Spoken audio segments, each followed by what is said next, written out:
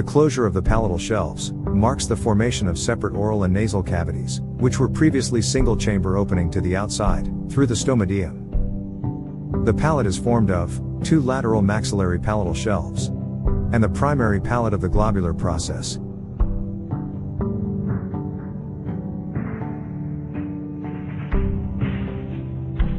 Even as the maxillary processes are forming, they give lateral outgrowths on the inside of the primitive oral chamber.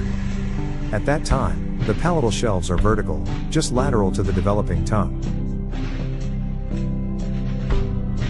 In the meantime, the globular process that is formed by the fusion of the medial nasal processes forms the primary palate. The primary palate grows in the oral chamber. All this happens within 6 weeks of intrauterine life. At 7th week, size of the tongue enlarges, and tongue occupies a huge volume of the oronasal chamber, with down-growing palatal shelves on both sides. During the late 7th week, the elevation of the vertical palatal shelves to horizontal takes place. The palatal shelves, after becoming horizontal, start fusing. The process of fusion is very organized, and starts only at a particular site, and is not random. Fusion starts at the site of future incisive foramen, and proceeds both anteriorly and posteriorly. The primary palate fuses with the 2 lateral shelves, starting from the incisive foramen and the line of fusion, is evident in the adult by a shallow fissure. The region is the anterior palate, the region anterior to the canine area and all incisor teeth. There is also fusion along the dorsal surfaces of fusing palatal processes, and lower edge of the midline septum of nose.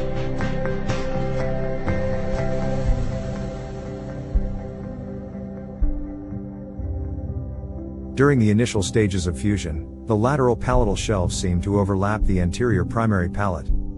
This can be appreciated by the sloping path of incisive neurovascular canal. The junction of the 3 processes is marked by incisive foramen, and the fusion area of the lateral maxillary processes can be ascertained by the mid-palatal raphe in the adult. In the initial stages after fusion, the palate is unarched and flat.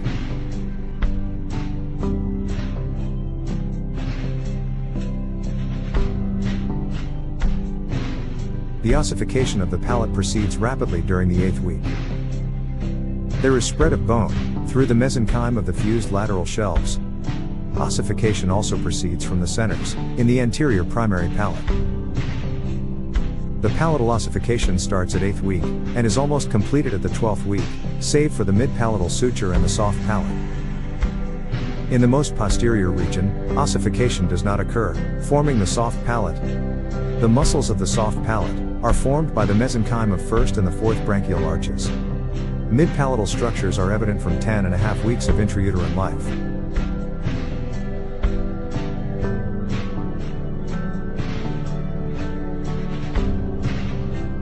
Cleft of the palate is the most common anomaly in this region. The cleft palate occurs due to the failure of fusion of the connective tissues of the mesenchyme. After shelf approximation, the presence of epithelium leads to failure of fusion. The least severe form is the bifid uvula, where there is failure of fusion of posterior most parts of the palatal shelves.